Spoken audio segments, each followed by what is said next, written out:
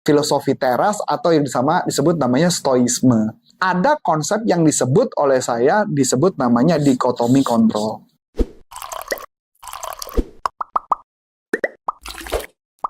Hai teman-teman, jumpa lagi bersama saya di NLP for Business. Nah, kali ini apa yang saya mau bahas sih? Saya membahas kebetulan topik dengan cara berbeda dan dengan metode rekaman yang berbeda.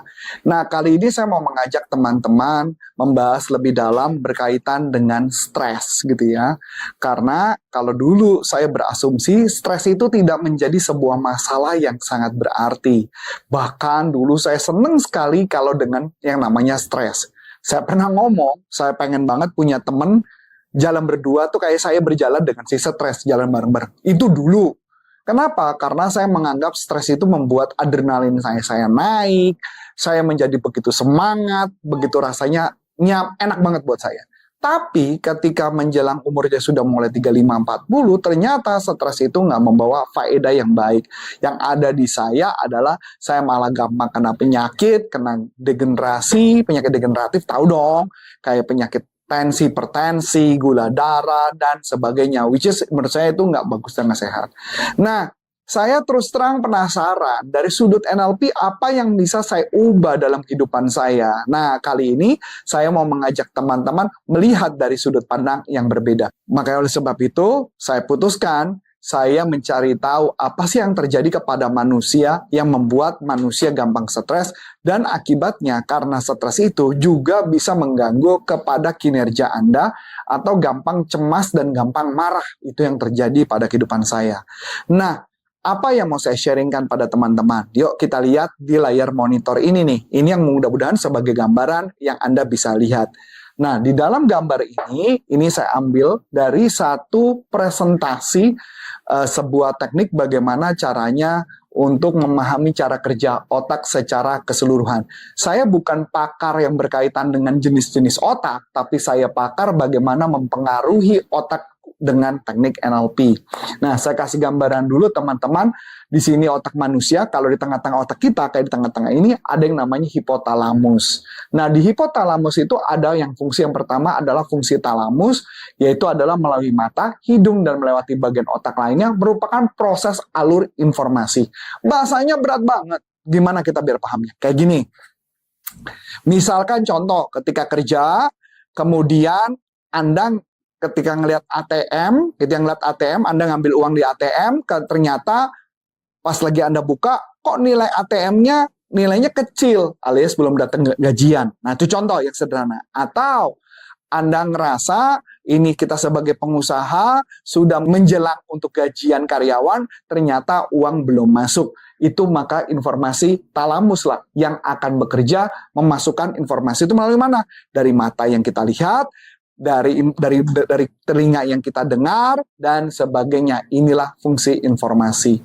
Informasi tadi sifatnya biasa saja dan tidak menjadi sebuah problem yang sangat signifikan. Tetapi informasi yang dalam otak, karena yang namanya manusia, pasti ada informasi dong, input yang masuk ke dalam otak. Dari nomor 1 ini, masuk ke nomor 2, maka ada yang namanya amigdala. Di mana di amigdala? Otak kita cepat mengirimkan peringatan kepada badan kita ada informasi yang tidak tepat. Saya kasih ulang lagi ya. Saya melihat ke rekening, menjelang gajian, kemudian dapat informasi, uang belum masuk, gitu ya, dari customer, kemudian amigdala mengirimkan pesan kepada tubuh kita, kepada otak kita bahwa ada kondisi alarm. Nah, kondisi alarm inilah yang memberikan peringatan kepada kita. Nah, ketika amigdala mengirimkan pesan kepada kita, maka apa yang terjadi? Terjadilah asosiasi korteks. Di mana asosiasi korteks ini memisahkan ancaman, ini ancaman real atau enggak. Contoh, kalau misalkan ada bunyi mobil lagi lewat, terus kemudian bunyi dor meletus gitu ya, otak kita memisahkan ini bahaya atau enggak. Kalau kita pertama kaget, berarti ada informasi masuk dari talamus, otak kita mengirimkan informasi kepada kemudian amigdala, ini bahaya, dia mengecek ini bahaya atau enggak, mobil meledak tadi, oh ternyata knalpotnya ngebom gitu, ngelepas bom gitu ya. Nah, maka apa yang terjadi? Dia menganggap itu fake, maka dia balik lagi tenang. Begitu juga ketika melihat ada gaji, uang belum masuk ke rekening, kemudian dicek ternyata belum masuk rekening, mulai mengirim alert, dia ngecek ini bahaya atau enggak. Ketika dia belum bahaya, maka apa yang terjadi pada saat itu kalau memang ini bahaya, maka dia mulai mengirimkan informasi kepada hipokampus. Hipokampus mengevaluasi ini bahayanya bakal problem nggak? Ini karyawan bisa gajian atau enggak? Kalau karyawan nggak bisa gajian, apa solusi yang harus dimulai? Tingkat stres baru mulai terjadi di sini. Nah, berarti pada saat itu apa yang terjadi di tubuh? Tubuh sudah mengirimkan yang namanya kortisol. Tubuh sudah mengirimkan detak jantung lebih cepat. Di saat itulah tingkat stres mulai terjadi. Nah, pada saat tingkat stres sudah mulai terjadi, tensi mungkin mulai naik, gula darah mungkin mulai naik, problem-problem mulai naik, inilah mulai menjadi sebuah masalah. Nah, ketika hipokampus informasi sudah menyatakan ini bahaya, maka muncullah nomor 5. Kalau dia sudah memberikan solusi dan berhasil menangani solusi tersebut, maka tubuh bisa kembali menjadi tenang, gitu ya. Hanya yang jadi masalah adalah kalau dia tidak punya jawaban, dia tidak punya solusi, apa yang terjadi? Nomor 4 akan jalan terus-menerus. Dan menariknya, ketika kondisi berbahaya tersebut, tubuh kita dihujani oleh kortisol dan adrenalin terus-menerus. Kortisol dan adrenalin yang muncul terus-menerus maka menyebabkan imun sistem tubuh kita drop, alias dibikin seakan-akan bahaya. Kenapa? Karena tubuh kita, karena otak kita saking canggih ya. Jadi ketika dia ada problem, dia kirimkan informasi kepada tubuh kita untuk punya energi, untuk memikirkan solusi. Nah, solusi belum ketemu, tubuh keluarkan terus. Tapi di lain pihak, tubuh kita jadi rentan kena penyakit. Jadi artinya kalau ada yang kena flu, ada yang kena apa, itu yang terjadi. Begitu juga waktu di masa pandemi. Di mana orang ketika tingkat stres tinggi, maka apa yang terjadi? Stop imun sistemnya alert, dia diam, maka kita muncul penyakit. Maka pertanyaan yang menarik, dari gambaran tersebut, apa sih yang harus kita lakukan kalau menurut NLP? Kalau kita nggak bisa punya kemampuan mengelola stres, ya, saya tulis ya,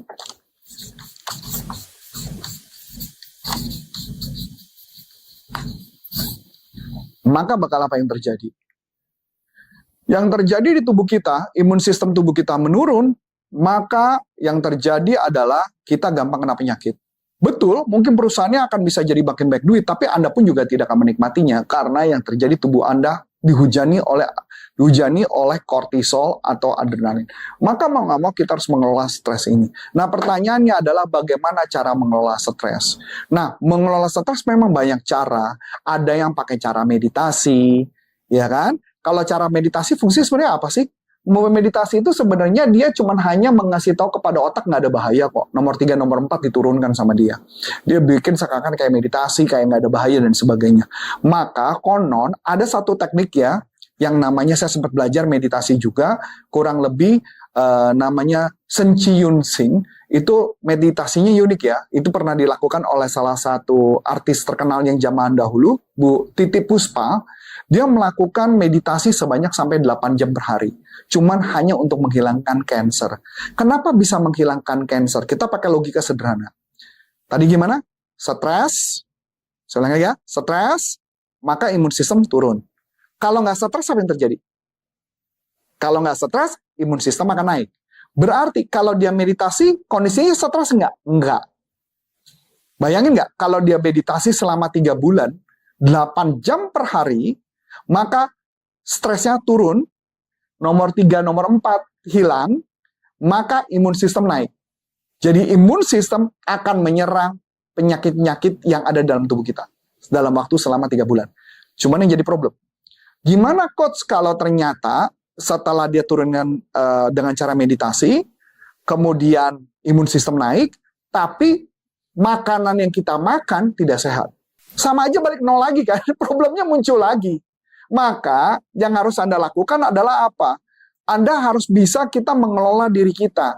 Kalau saya memang bisa pakai teknik meditasi, tapi kalau saya menyarankan adalah salah satu yang bisa kita lakukan adalah mengetahui setiap bagian di dalam otak kita tahu inilah beberapa masalahnya. Jadi tugas kita adalah ketika ada masalah, nomor 3, maka ketika ada kejadian tertentu, kita harus menggunakan teknik-teknik tertentu yang supaya kita bisa mengembalikan kondisi kita. Jadi, Karena kalau istilahnya buat saya, kalau saya ya namanya meditasi, ketika Anda meditasi, masalah Anda beres apa enggak? Enggak. Kenapa enggak beres? Karena masalah stresnya masih ada kan? Problemnya masih ada. Misalkan contoh, ya, saya punya problem, gaji karyawan belum bisa saya bayar karena uang belum masuk. Terus saya mau lakukan penyembuhannya dengan cara meditasi.